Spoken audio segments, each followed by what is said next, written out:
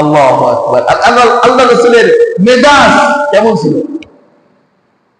খাদিজাকে শর্ত দিল, তোমার সব ধন সম্পত্তি করতে হবে, আল্লাহর রাস্তায় সদকা করে দিতে হবে, তাহলে আমি তোমার সঙ্গে বিবাহ করব। আহা, খাদিজা বললেন ঠিক আছে, আমি রাজি, কারণ তোমার মতো স্বামী পাইলেই আমার যথেষ্ট, আর কিছু লাগবে না। দোস্ত, যেটা বলতেছিলাম, খাদিজা রাদিয়াল্লাহু তাআলা আনহাকে যখন বলল তার চাচাতো ভাই, শোনো, এই মুহাম্মদ শেষ নবী হবে, আর এই মুহাম্মদকে এই মক্কার কুরাইশরা তার বংশের মানুষই এই মক্কা নগরী থেকে বের করে দেবে। হাদিসের ভিতরে আসছে, মুফাসসিরে কিরাম, মুহাদ্দিসিনে কিরামরা বলেন, আল্লাহ রাসূলের নবুয়তের ৭ম বছরে খাদিজা রাদিয়াল্লাহু তাআলা ইন্তেকাল করেন। কয় বছরে? ৭ম বছরে। আর আল্লাহ রাসূলকে 13 বছরে, নবুয়তের 13 বছর বয়সে মক্কা থেকে বের করে দেয়। আল্লাহ রাসূল সাল্লাল্লাহু আলাইহি সাল্লামের সম্পর্কে যখন এই কথা শুনলো চাচাতো ভাই থেকে, যে তোমার স্বামীকে এই মক্কা নগরীর মধ্যে কুরাইশরা বের করে দেবে, যখন এই কথা শুনলো, হাদিসের ভিতরে মুহাদ্দিসিনে কিরামরা কয়, খাদিজা তখন এই কথা শোনা মাত্রই এত চোট পাইছে, মনে এত ব্যথা পাইছে,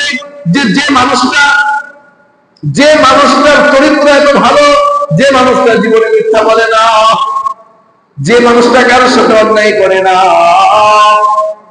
যে মানুষটা কখনো কারোর ক্ষতি সাধন করে না, যে মানুষটা অনাহার অসহায় মানুষের পাশে দাঁড়ায়, যে মানুষটা আত্মীয়তা ছিন্ন করে না, আত্মীয়তা রক্ষা করে, কেউ পিটাইলে, কেউ খারাপ গালি দিলে তাকে বুঝায়া শোনায়া তার পক্ষে তাকে সুন্দর কথা বলে বুঝদার করে, এই মানুষটার সঙ্গে মক্কার বাসীরা এমন খারাপ ব্যবহার কিভাবে করবে?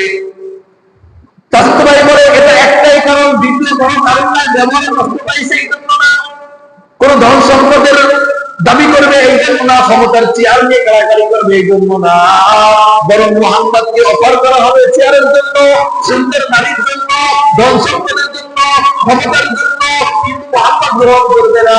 মুহাম্মদ একমাত্র মুহাম্মদকে বের করে দেওয়া হবে এক আল্লাহর একাত্মবাদের দাওয়াত দেওয়ার জন্য। মুহাম্মদ বলবে, মান ক্বালা লা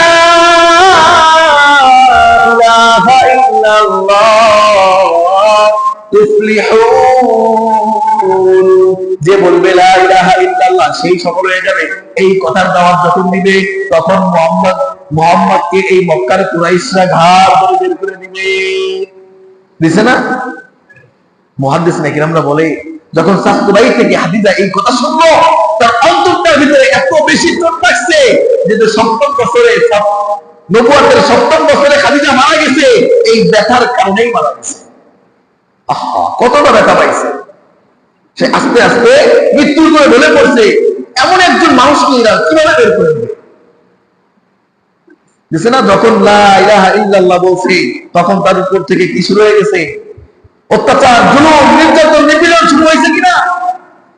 এই কালেমায় যে সালা দিছে তাকেও এই পরিমাণ নির্যাতন করা হয়েছে। বিলাল রাদিয়াল্লাহু তাআলা আনহু যখন কালেমা পড়লেন, কি করা হইলো?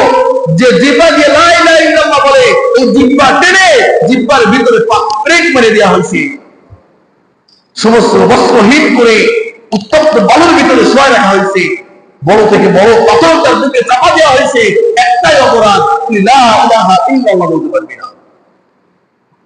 অপরাধ কয়টা? একটাই অপরাধ, লা ইলাহা ইল্লাল্লাহ বললে কেন?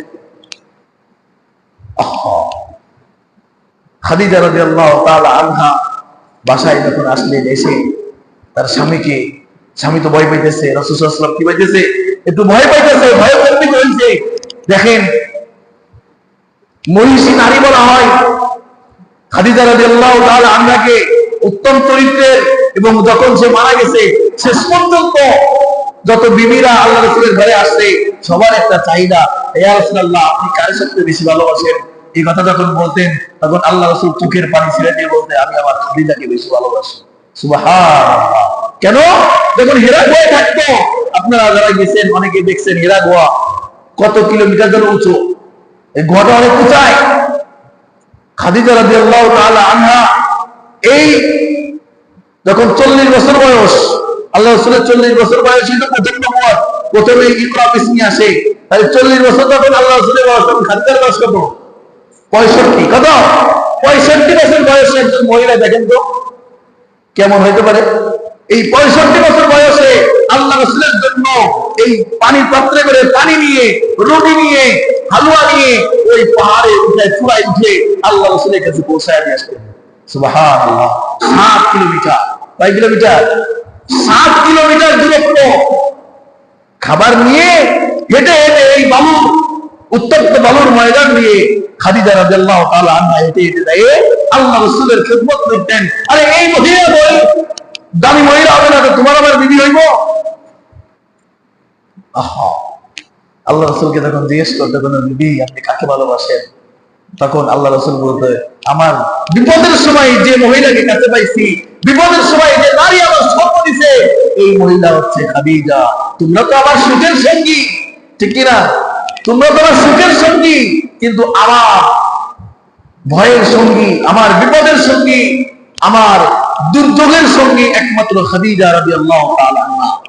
যে কথা বলতেছিলাম দোস্ত, তখন পর্যাপ্ত পরিমাণ, অনেক পরিমাণ ভয় পাচ্ছিলেন আল্লাহ রাসূল যে আমার সাথে এটা কি হইল, আমি কাকে দেখলাম, আমি এটা কি বললাম।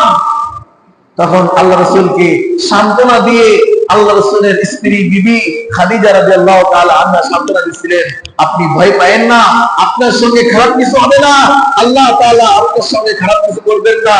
কারণ আপনি এমন একজন মানুষ, আপনি এমন একজন মানুষ যে কোনোদিন কারোর ক্ষতি চায় নাই। আপনি এমন একজন মানুষ যে কারোর কোনোদিন একটা দোষ ত্রুটি বর্ণনা করে নাই। আপনি এমন একজন মানুষ যে কোনোদিন রক্তের বন্ধন কোনোদিন ছিন্ন করেন নাই। আপনি এমন একজন মানুষ যে এই জাহেরি জামানায় এতিমদের পাশে দাঁড়াইছেন, অসহায়ের পাশে দাঁড়াইছেন। আপনার ভিতরে এমন কোন দোষ নাই যেটার কারণে আল্লাহ আপনাকে অপমানিত, অপদস্থ করবে। বলেন সুবহানাল্লাহ।